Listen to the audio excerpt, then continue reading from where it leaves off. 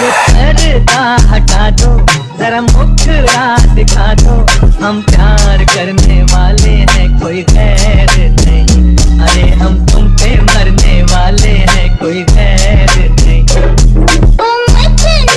2000 क्या नाम 15 की बात है ये, जब मैं एकेडमी अपना स्टार्ट किया था। उस समय मैं महोत्सव गया था, अम्बेडकर महोत्सव यहाँ छोटा सा होता है अब शुरुआत में, और उस समय मुझे उसमें प्रोग्राम करने को नहीं मिला था। अच्छा। और प्रोग्राम मैं नहीं कर पाया था, तो मुझे बहुत, मैं रोया काफ़ी, घर पे आया काफ़ी रोया। पापा ने मुझसे ये बोला कि रो मत, कुछ ऐसा करो कि स्टेज तुमको खुद बुलाए। क्या बात है, ये चीज़ उन्होंने बोला। ये लाइन आप फिर से दोहराएं। जी, पिताजी ने यही बोला कि कुछ ऐसा करो कि स्टेज तुम्हें दोबारा मतलब खुद बुलाए, खुद से बुलाए, ऐसा कुछ करके दिखाओ। रोने से काम नहीं बनेगा, इस बार छूट गया कोई बात नहीं, नेक्स्ट टाइम तुमको देखो वो तुम जीत के दिखा दो। मैं तो चाहूँगा सारे मम्मी पापा, सभी के मम्मी पापा सपोर्ट करें। ज़रूरी नहीं है कि फाइनेंशियल सपोर्ट ही इम्पोर्टेंट है, बट उनका हाथ है तो तुम कुछ भी जीत सकते हो, कुछ भी कर सकते हो, बस उनका हाथ होना चाहिए, और उनका हाथ है।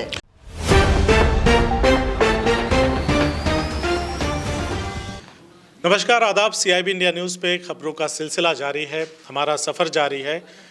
अग्नि परीक्षा का कारवां लगातार बढ़ते बढ़ते एक ज़िले से दूसरे ज़िले, एक विधानसभा से दूसरी विधानसभा में जा रहा है।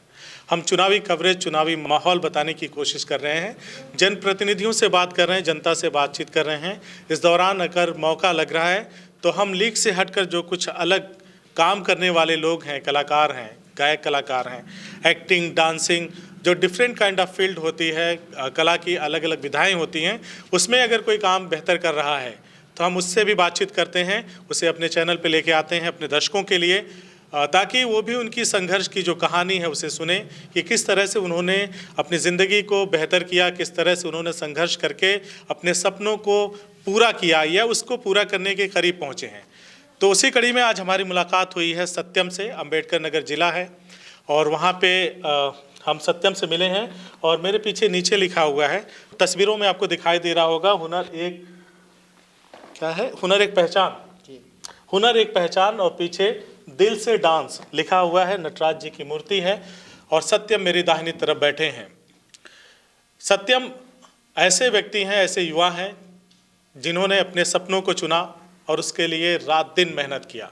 शायद इस ज़िले के लिए इकलौते ऐसे इंसान होंगे जिन्होंने उन सारी त्रासदियों को झेला, तमाम चीज़ों को किया, और अपनी आज एक पहचान इन्होंने बनाई है, और उस पहचान को और बड़ा करने के लिए रात दिन मेहनत कर रहे हैं। तो देर ना करते हुए हम सत्यम से बात करेंगे। सत्यम, स्वागत है आपका। जी सर, धन्यवाद।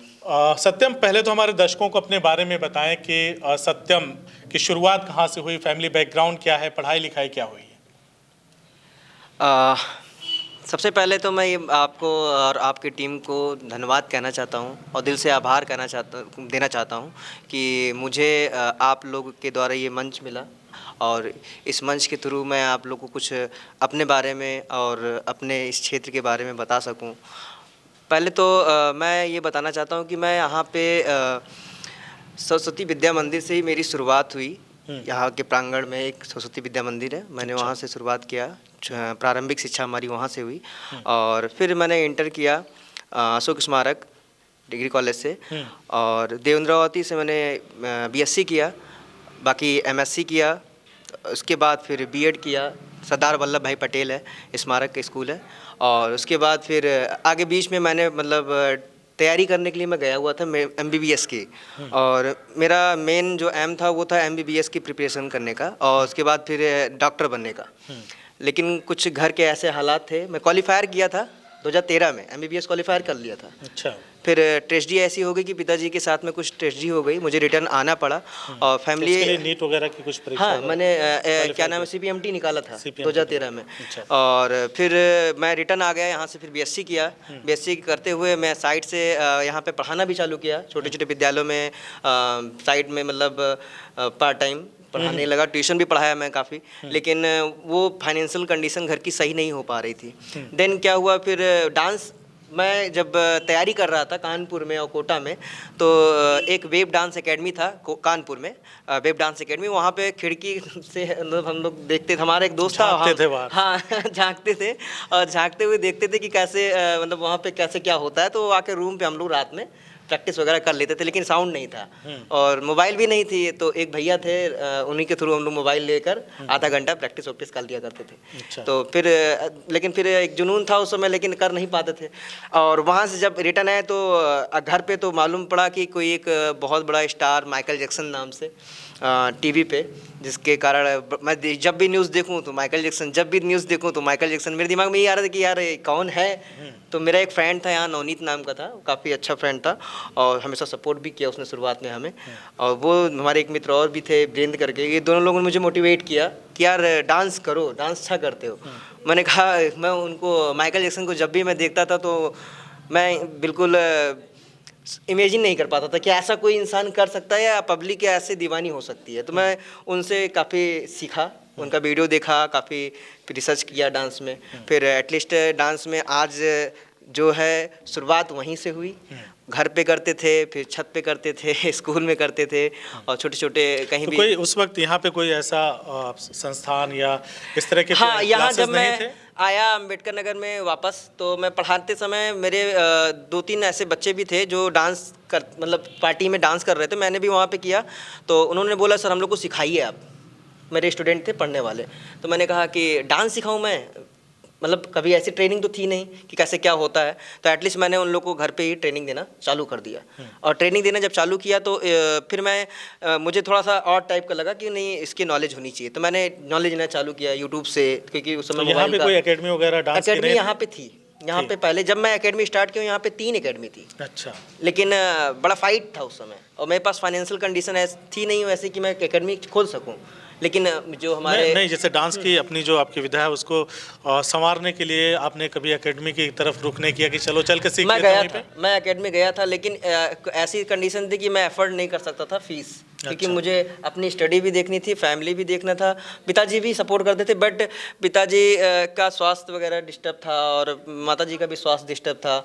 और पिताजी हमारे टीचर थे और टीचर के साथ साथ में उनका मतलब वो टीचर थे, सरकारी टीचर, गवर्नमेंटेड थे, और उनका टर्मिनेट हो गए वो। और टर्मिनेट के बाद से मेरे ऊपर क्या नाम है,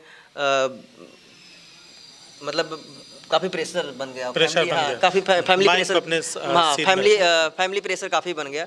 और जिसके कारण फिर मैं मतलब बीच में काफ़ी डिस्टर्ब हो गया था कि मैं अपनी पढ़ाई वगैरह भी ब्रेक कर दिया था।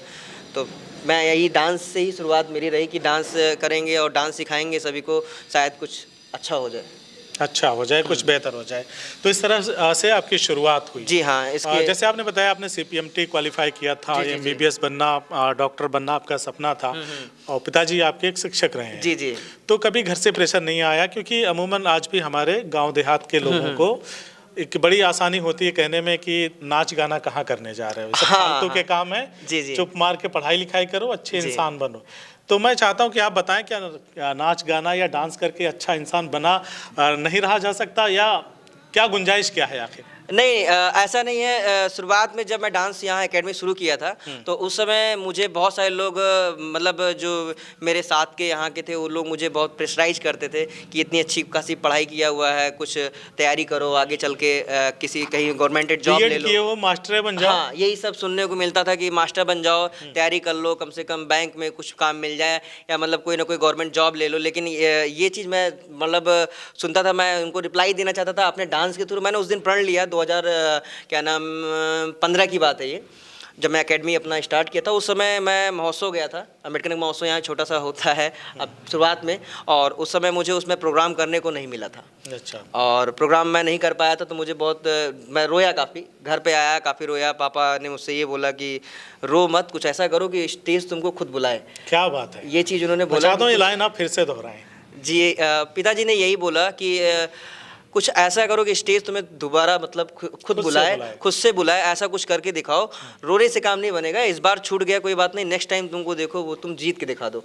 तो ये चीज़ वो मेरे माइंड में घर कर गया और मैं लगातार लगा रहा। उस दिन मैंने प्रण लिया कि अब अम्बेडकर नगर से कैसे भी करके मुझे टीवी पे बच्चों को लेके आना है।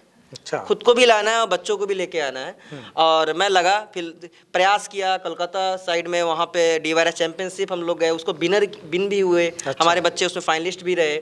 और वहाँ से फिर मैं आपकी आया एकेडमी के बच्चे जी, जिनको एकेडमी, आपने हाँ सिखाया। हाँ जी, यहाँ से सीखे हुए थे। कोलकाता DYRS चैंपियनशिप होता है नेशनल लेवल का, उसको उन्होंने विन किया। अच्छा। देन फिर वहाँ से हम लोग आए, फिर छोटे छोटे महोत्सव हो गए। मुगलसराय महोत्सव भी विन किया हमने। क्या कहते हैं, आजमगढ़ महोत्सव भी हम लोग ने विन किया। अम्बेडकर नगर महोत्सव में को कब भी, गए थे आप? आजमगढ़ महोत्सव 2018 में हम लोग ने, पूरी एक 18 हमारी टीम थी, बहुत बड़ी टीम थी। और उस टीम के थ्रू हम लोग ने लोगों को एक मैसेज दिया कि जो हमारा जो कल्चर है, उसको हमने अपने अपने आर्ट के थ्रू लेके आना है बाहर। और मैं इसी के लिए अभी भी मेरा आने वाला जो मतलब आने वाले कल में मैं यही चाहता हूँ कि जो अपना देश है, अपने देश का जो मतलब अपने देश का जो आर्ट है, वही आर्ट हर जगह है।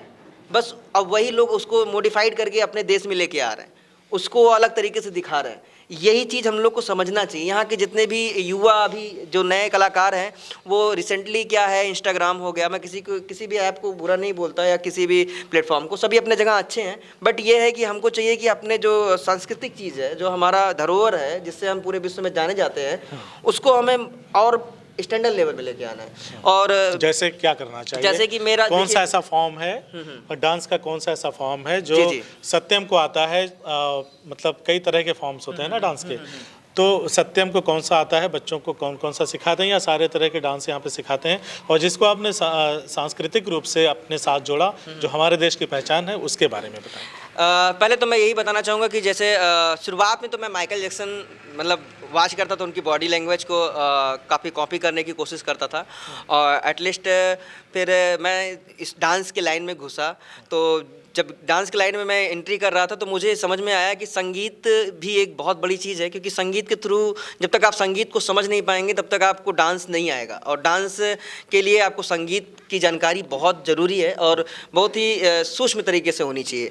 मैंने काफ़ी देखा कि बहुत सारे ऐसे डांसर्स हमारे पास आते थे सीखने के लिए, जिनको क्या कहते हैं, पढ़ाई लिखाई जैसे होता है कि नहीं किए हो, जैसे एक माइंड में सेट है कि अगर हम पढ़े लिखेंगे नहीं तो भी हम डांस कर लेंगे। नहीं, ऐसा नहीं। अगर आपको वाकई में एक अच्छा आर्टिस्ट बनना है तो आपको बेसिक नॉलेज होना चाहिए, आपके पास बेसिक ज्ञान होना चाहिए। चाहे वो आपका व्यवहारिक हिंदी का ही ज्ञान क्यों ना हो, लेकिन आपके पास बेसिक होना चाहिए ताकि आप समझ सको शब्दों का चयन कैसे करना है, या क्या कहते हैं, कैसे हमको शब्दों के साथ में खेलना है। डांस में अधिकतर यही होता है। और मैं यही चाहता हूँ जैसे हमारा कितने तरह के फॉर्म्स हैं? हाँ, जो अपने यहाँ मैंने Michael Jackson, Charlie Chaplin, hip hop में पॉपिंग है, लॉकिंग है, और इंडियन में मैं भरतनाट्यम हो गया और कथक हो गया। और कथक सिखाते हैं? हाँ, नहीं, मैं जानकारी रखता हूँ। मैंने अभी तक अपने लाइन में अपने यहाँ पे लगभग 3 बच्चों को हमने कथक और भरतनाट्यम सिखाया हुआ है। अच्छा। वो भी लड़कियाँ ही थी। और मैं चाहता हूँ कि आज का, हाँ, मैं करता हूँ भरतनाट्यम। अभी रिसेंटली मैंने एक शूट किया था वीडियो भोलेनाथ जी के ऊपर। और मैं यही चाहता हूँ कि हमारे देश का जो देश का डांस है, जैसे कि भरतनाट्यम हो गया, कथक हो गया, ये सारे जितने भी डांस स्टाइल है, इसको हम लोग सीरियसली लेकर आगे बढ़ें और मॉडिफाइड करें। ऐसा ना रहे कि हम वही चीज़ लेके चल रहे हैं, बस उसमें मॉडिफाइड करने की आवश्यकता है कि कुछ चेंजेस। अब यहाँ से आगे बढ़ते हैं क्योंकि मैं चीज़ों को समझ रहा हूँ, हमारे दर्शक भी समझ रहे हैं। उसके बाद सत्यम ने क्या किया? हमने सुना है कि बहुत कुछ वेब सीरीज़ में भी आपने काम किया।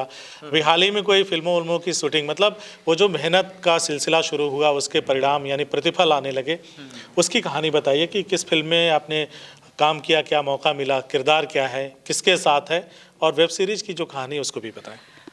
सर देखिए, ऑडिशंस था, एक अयोध्या में ऑडिशन चल रहा था, उसका आश्रम का ऑडिशन चल रहा था। आश्रम वेब सीरीज। हाँ, आश्रम वेब सीरीज का, और उसके लिए लखनऊ में शूट था। जप नाम वाला ना? जप नाम वाला। कोई डायलॉग याद है उसका? अरे उसका क्या नाम, जप नाम ही तो उसमें सब बोलते हैं। जप नाम बोलते हैं। वो तो उसमें हमको छोटा सा, हाँ, ऑडिशन चल रहा था। तो मैंने अपना एक वीडियो ऐसे ही मतलब टिकटॉक से रिलेटेड वीडियो था, उसको मैंने उठाया और उसको मैंने भेज दिया।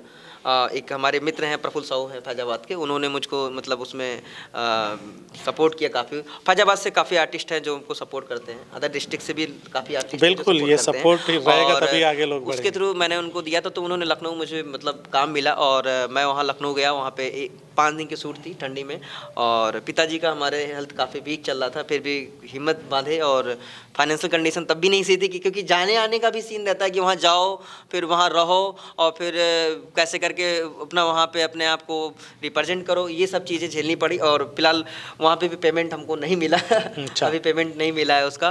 फिर माई मूवी एक भोजपुरी में, उसमें भी छोटा सा किरदार हमको मिला। माई मतलब जो भोजपुरी में हम लोग भोजपुरी माँ में माँ को वो बुलाते हैं, और वो बहुत अच्छी मूवी है। और मेरे ख्याल से बहुत अच्छी का मतलब हो गया कि आने वाले समय में वो ऐसी मूवी आनी चाहिए भोजपुरी में। भोजपुरी इंडस्ट्री में एक बदलाव है, माई मूवी यानी एक अश्लीलता बदलाव से अब हाँ बिल्कुल परे है और बहुत हटके है, और लोगों को उसमें कॉमेडी से लेके एक मैसेज है, माँ के लिए है, माँ के लिए प्यार है, और ये होना भी चाहिए। मैं तो वही कहूँगा कि जैसे भी आर्टिस्ट हो या कोई भी हो, सभी क्या नॉर्मल। किरदार है उसमें आपका? उसमें हमारा जो है निगेटिव रोल है हाँ, लेकिन पागल का है। एक चीज तो है सत्यम कि निगेटिव जो रोल्स होते हैं, जी जी जी ग्रे शेड्स वाले ना, जी जी उसमें स्कोप बहुत होते हैं परफॉर्मेंस करने के। जी जी एक्टर के लिए तो एक बधाया रहता है कि चलिए, जो एक्टर मतलब मेरे जो लीड रोल करते हैं, हीरो जिसको बोलते हैं फिल्मों में, उसके साथ तो एक स्टीरियोटाइप का एक किरदार रहता है कि बस वो हमेशा आता है, विलेन को मारता है। लेकिन विलेन को फिल्मों में करने के लिए बहुत कुछ होता है। क्या सोचते हैं आप इसके बारे में?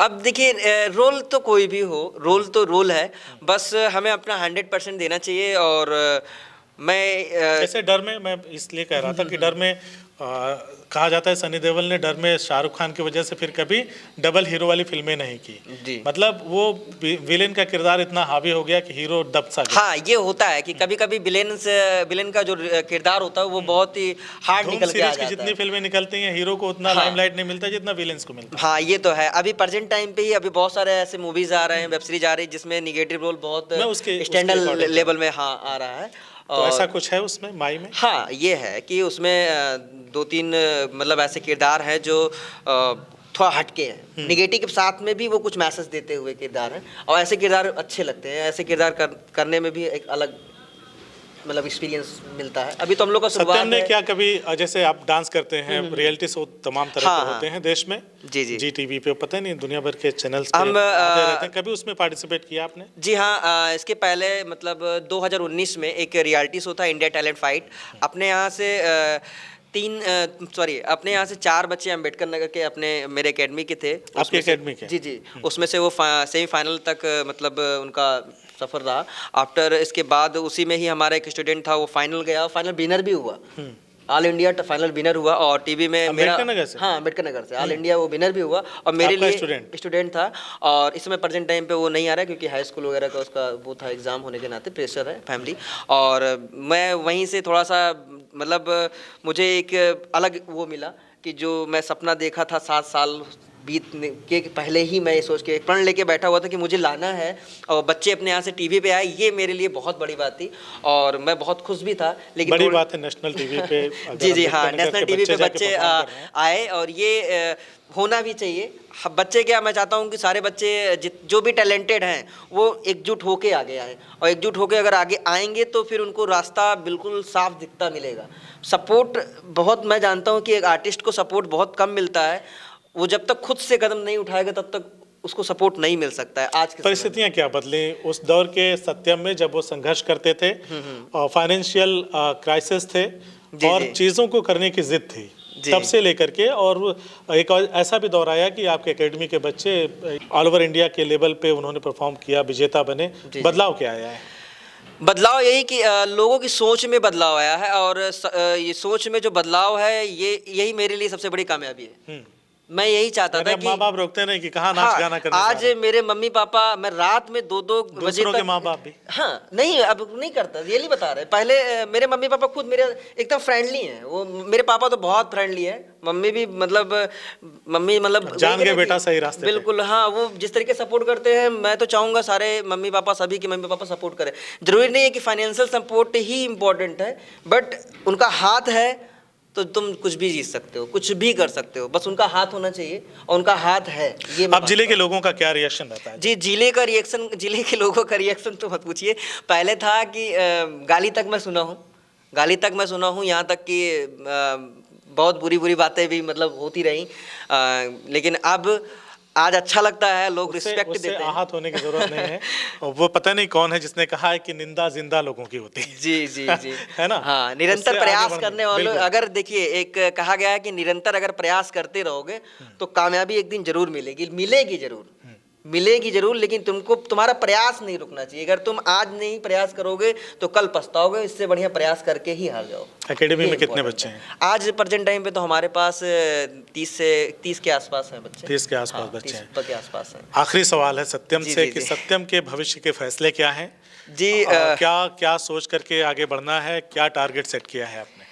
देखिए, भविष्य का फैसला देखिए भविष्य के हाथ में है, बट मेरा मेरा जो अपना एक सपना एक मैं बना के रखा हूँ। मैं डांस के ऊपर बुक लिख रहा हूँ और लगभग डांस के ऊपर बुक? जी, डांस के ऊपर बुक लिख रहा हूँ। लगभग 2500 पेज से ज़्यादा हो चुका है। उसको मुझे और शॉर्ट करना है, क्योंकि बुक को मैं PDF में लेके आके ऐप के थ्रू लोगों के बीच लाना चाहता हूँ। उसमें बहुत सारी मैंने स्टडी की, लगभग 1200-1300 के आसपास मैंने बुक भी स्टडी किया। काफ़ी अलग अलग मतलब कल्चर से रिलेटेड और 1200-1300 किताबें पढ़ डाली आपने? कि हाँ, डांस से रिलेटेड। और मेरा भी डांस का मैं एग्जाम भी दे के आ रहा था, अभी 2-3 दिन पहले हुआ है। और आगे मैं यही चाहता हूँ कि वर्ल्ड लेवल में अपने इस छोटे से जिले से डांसर जाएं। रियलिटी शो और चैंपियनशिप ये तो एक माध्यम है, बट जो इंडिया के लिए मेडल लेके आने का मेरा सपना है कि इंडिया के लिए डांस के थ्रू हम मेडल लेके आए, क्योंकि अब इंडिया आने वाले कल में डांस में मेडल लेके आएगा। अभी world of dance India winner, मतलब वर्ल्ड ऑफ डांस में इंडिया विनर हुआ है। ऐसे ही चाहिए कि जो जैसे ओलंपिक होता है, एक एथलेटिक्स की तरह ही एक डांसर और एक आर्टिस्ट का वो कहीं है लाइफ। आपके सपने में वो हैप्पी न्यू ईयर वाला कॉन्सेप्ट तो नहीं है? शाहरुख खान की फिल्म का फराह खान वो भी जाते हैं वर्ल्ड चैंपियनशिप में भाग लेने। नहीं, इस तरीके से हमें नहीं करना तो कहीं है। से कुछ तो ऐसा मिलता होगा ना? मेरे मैं यही जानता हूँ, मुझे एक ही सपना है कि जो हमारे अपने मतलब अपने यहाँ के जितने भी आर्टिस्ट हैं, अपने इंडिया के आर्टिस्ट के लिए एक मैसेज छोटा सा आपके चैनल के माध्यम से मैं देना चाहूँगा कि वो अपने आर्ट के थ्रू लोगों को एक अच्छी मैसेज देते रहे। जिन भी कलाकारों ने अपने आर्ट के थ्रू लोगों को मैसेज दिया है, आज वो कलाकार बहुत ऊंचाइयों पे है। एक ये बहुत अच्छा जरिया है, और इसके लिए मैं आपको बहुत दिल से धन्यवाद, आपकी टीम को धन्यवाद देना चाहता हूँ कि ये हमको मौका मिला है कि हम अपने बातों को आपके चैनल के थ्रू आप सभी को कह सकते हैं।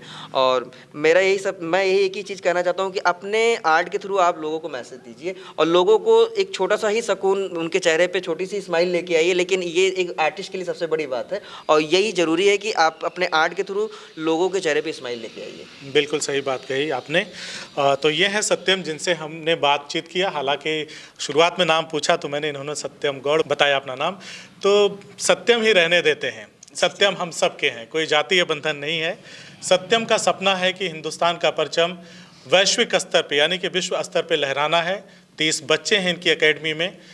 CPMT क्वालिफाई किया इन्होंने और डॉक्टर बनने जा रहे थे। परिस्थितियों ने, या यूं कहें कि भाग्य को कुछ और मंजूर था कि एक सितारा अम्बेडकर नगर की सरजमी से उठता है और पूरे विश्व पटल पर छाने की, पूरे विश्व पटल पर उसकी आभा को बिखेरने की चाहत रखते हुए अपने संघर्षों को, अपने जो सपने हैं उसको नित नए आसमान की जो ऊंचाइयां हैं उसको मापने की अपने पंखों से कोशिश कर रहा है।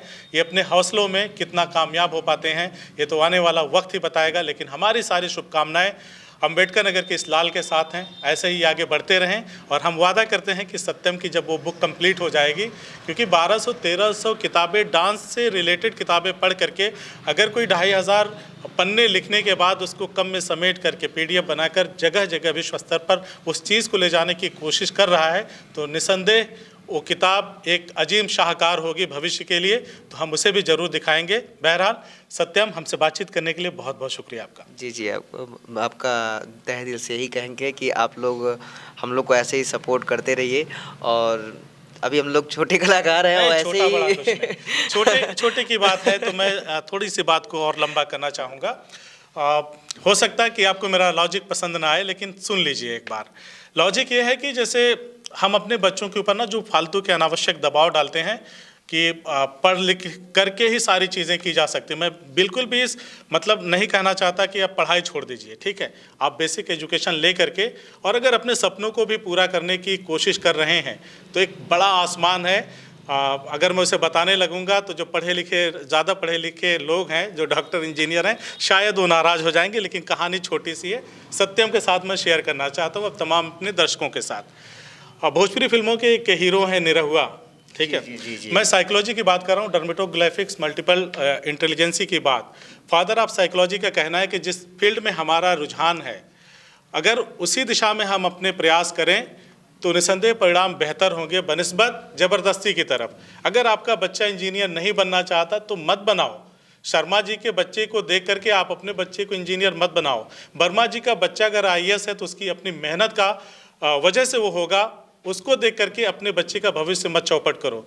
उड़ने दो उसको अपने आसमान की तरफ, जिधर वो जाना चाहता है, जिधर वो जाना चाहता है, अपनी मंजिलों को पाना चाहता है। उसका फ़ायदा क्या होगा अगर मैं बताऊंगा तो मैंने एक बार सुना सत्यम कि एक बहुत पढ़ के एक लड़का DM बन जाता है एक ज़िले का, और मुझे कोई हिचक नहीं ये कहने में कि 80% लोग, ज़िले के लोग अपने DM को नहीं जानते, है ना। लेकिन एक कलाकार जो कम पढ़ा लिखा है, निरहुआ जैसे लोग, खेसारी जैसे लोग जब किसी ज़िले में एंट्री करते हैं तो वही पढ़ा लिखा DM उनकी सारी व्यवस्थाओं को मैनेज करता है। और उस IAS का बेटा भी कहता है पापा थोड़ा पास उस दिलवा दीजिए, ठीक है। मतलब मैं पहचान की बात कर रहा हूँ। नेम फेम हर जगह है, हर फील्ड में है। अगर आप किसी DM को कहेंगे कि अंबेडकर नगर के बाहर तुम्हें कोई जानता है तो शायद नहीं जानता, लेकिन अंबेडकर नगर का अगर कोई कलाकार होगा तो उसको जानने वाले आजमगढ़ में भी होंगे, लखनऊ में भी होंगे, बेंगलोर में भी होंगे। तो ये कामयाबी का आकाश है। अपने हिस्से की कामयाबी कौन कितना लेता है ये उसके ऊपर है। तो लड़िए अपने सपनों से, उसको पूरा करने की जो जिद है आपको उसको पूरा करिए। और यहीं पे मैं अपना प्रवचन रोकता हूँ क्योंकि वीडियो बहुत लंबी हो गई। धन्यवाद। एक बात हम कहना चाहेंगे सर। जी जी बताएं। एक आपके वीडियो के माध्यम से हम ये कहना चाहेंगे कि डांस को सिखाते हुए आज जो मुझे लगभग 6 साल हो रहे हैं प्रोफेशनल, मतलब प्रोफेशनल तौर पे, एकेडमिक तौर पे मैं 6 साल हो रहा है। मैं एक चीज़ ये सीखा है, हमने मुझे एक चीज़ आभास किया है कि डांस हो, चाहे सिंगिंग हो, चाहे कोई भी आर्ट हो, ये आर्ट एक अध्यात्म की तरीके से, अगर जब तक हम इसको अध्यात्म के तरीके से नहीं लेंगे तब तक हम इसमें कामयाबी नहीं पाएंगे। और हमें इसको अध्यात्म के तरीके से अगर लेंगे तो हमें रियली मैं इसको फील किया हूँ कि हम उस मतलब उस आर्ट में उस तो फील करना होगा यहाँ से आपको, है ना। हाँ, डांस यहाँ से नहीं होगा, डांस यहाँ से होगा। जब तक और एक नहीं, बिल्कुल एक आध्यात्मिक है कि इसमें आपको बिल्कुल साधना की तरह, मतलब एकदम आपको पूजा की तरह इसको करना होगा, तब वो आर्ट में आप उस शिखर तक जाएंगे कि जहाँ तक आप सोचे भी नहीं हो। बिल्कुल सही बात। ये चीज़ें हैं। तो इस कार्यक्रम को यहीं समाप्त करते हैं। सत्यम बहुत बहुत शुक्रिया। Thank you sir.